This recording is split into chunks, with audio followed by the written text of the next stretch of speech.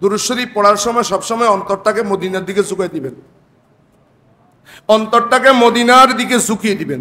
আর বিশ্বাস করবেন যে আপনি যদি মুহাব্বতের নজরানায় ওই দুরূদ শরীফ পড়েন, আমার নবী বলেন সালাতু আহলি মুহাব্বতি আসমাউ বি উজনাইয়া। তুমি বাংলার জমিনে বসে আছো, তুমি মনে করিও না আমি নবী দূরে, আমি মনে শুনতেছি না। হ্যাঁ, না না না, তুমি মুহাব্বত নিয়ে যদি আমাকে দুরূদ শরীফ পড়াও, মাঝখানে কোনো ফেরেশতা লাগে না, আমি নবী সরাসরি আমার কানে শুনি। আসমাউ বি উজনাইয়া, আমি নবী আমার দুই কানের মধ্যে শুনি।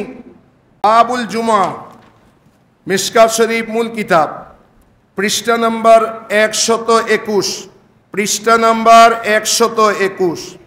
আন আবিদ দারদা قال قال رسول الله সাল্লাল্লাহু আলাইহি ওয়াসাল্লাম, রাসূলে খোদা সাল্লাল্লাহু আলাইহি ওয়াসাল্লাম ইরশাদ করেছেন, আকসিরুস সালাতা, তোমরা বেশি বেশি দুরূদ শরীফ পড়ো, আলাইয়া, আমি নবীর উপরে, আমি নবীজির উপরে বেশি বেশি দুরূদ শরীফ পড়ো।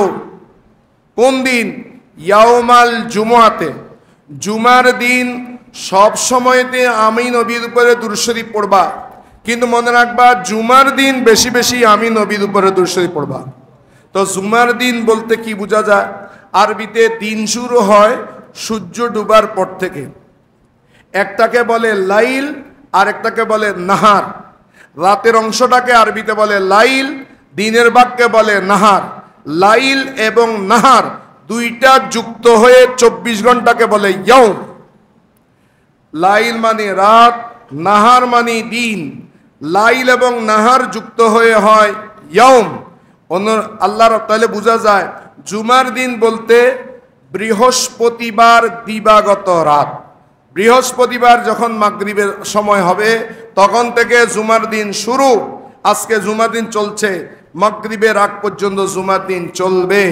এই জুমার দিনের মধ্যে আমি নবীর উপরে তোমরা বেশি বেশি দুরূদ শরীফ পড়ো, বলুন না সুবহানাল্লাহ।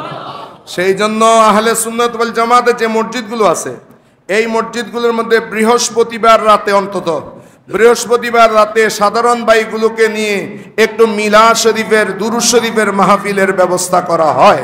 আমাদের ভাইয়েরা না বুঝে নিজের মন গড়া কিছু কথা বলে থাকেন, নিজেরা বসেন না, আরেকজনকে বসার জন্য উদ্বুদ্ধ করেন না। এটা নফল বিষয়, এটা ফরজ বিষয় নয়। আমার নবীজি বলেন আমার উপরে জুমার দিন বেশি বেশি দুরূদ শরীফ পড়ো, সুবহানাল্লাহ বলুন না। ফাইন্নাহু মাশহুদুন, ফাইন্নাহু মাশহুদুন, ওই দিনটাকে বলে ইয়াউমে মাশহুদ। মাশহুদ মানে যার উপরে মানুষ উপস্থিত হয়। সেই দিনের মধ্যে কি উপস্থিত হয়? ইয়াশহাদুল মালাইকা, সেই দিনের মধ্যে ফেরেশতারা আমার নবীজির রওজায়ে আতহারের মধ্যে সকলে চলে আসে, সুবহানাল্লাহ বলেন না। ফাইন্নাহু মাশহুদুন ইয়াশহাদুল মালাইকা, জুমার দিন, এই জুমার দিন রহমতের ফেরেশতারা গোটা দুনিয়া ব্যাপী নামে, সেই দিন তারা উপস্থিত হয়। ওয়া ইন্না, আর শোনো, ওয়া ইন্না আহাদান লাম ইউসাল্লি আলাইয়া ইল্লা উরিদাত আলাইয়া সালাতুহু, তোমাদের মধ্যে যে কোনো ব্যক্তি পৃথিবীর যে কোনো কোণার মধ্যে বসে, বাংলাদেশে হোক, আফ্রিকার জঙ্গলে হোক, অ্যামাজন দ্বীপের মধ্যে হোক, যেখানে হোক না কেন, পৃথিবীর যে কোনো খান থেকে যদি কোনো একজন বান্দা আমি নবীর উপরে যদি দুরূদ শরীফ পড়ে, ইল্লা উরিদাত আলাইয়া সালাতুহু, তার দুরূদ শরীফটা আমি নবীর কাছে পেশ করা হয়। নবীর কাছে পেশ করা হয় কিভাবে?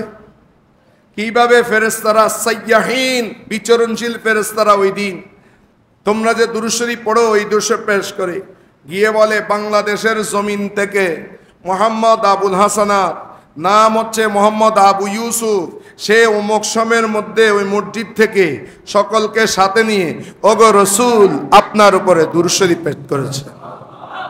কাকে বলে? একটু জোর বলেন, কাকে বলে? নবী বলেন আমার উপর দুরূদ শরীফটা পেশ করা হয়।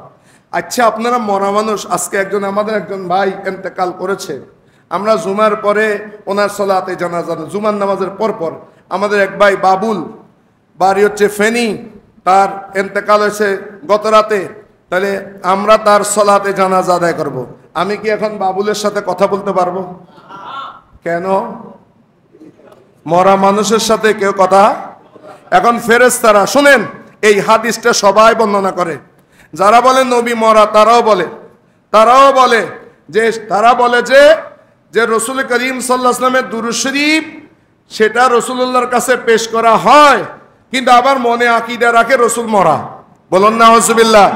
এখন আপনারা বলেন মরা মানুষের সাথে কথা হয়? তো ফেরেশতা যদি, নবীর উম্মত কত আছে গোটা বিশ্বব্যাপী, নবীজির উম্মত আছে প্রায় 200 কোটি মুসলমান। এই মুসলমানরা রসুল করিম সাল্লাল্লাহু আলাইহি ওয়াসাল্লামের উপর দুরূদ শরীফ প্রেরণ করে। তো শুধু মুসলমান মানুষে করে তা তো না, জিন্নাতের মধ্যে রসুলুল্লাহর উপর দুরূদ শরীফ প্রেরণ করে, হায়ওয়ানাতরা রসুলুল্লাহর উপর দুরূদ শরীফ পড়ে। আমার নবীজি মদিনা শরীফের মধ্যে দিয়ে যাচ্ছেন, পাহাড় থেকে আওয়াজ আসতে, আসসালাতু ওয়াসসালামু আলাইকা ইয়া রাসূলুল্লাহ। মাওলা আলী শের খোদা একবার সামনে দেখেন, একবার পিছনে দেখেন, একবার ডাইনে দেখেন, একবার বামে দেখেন।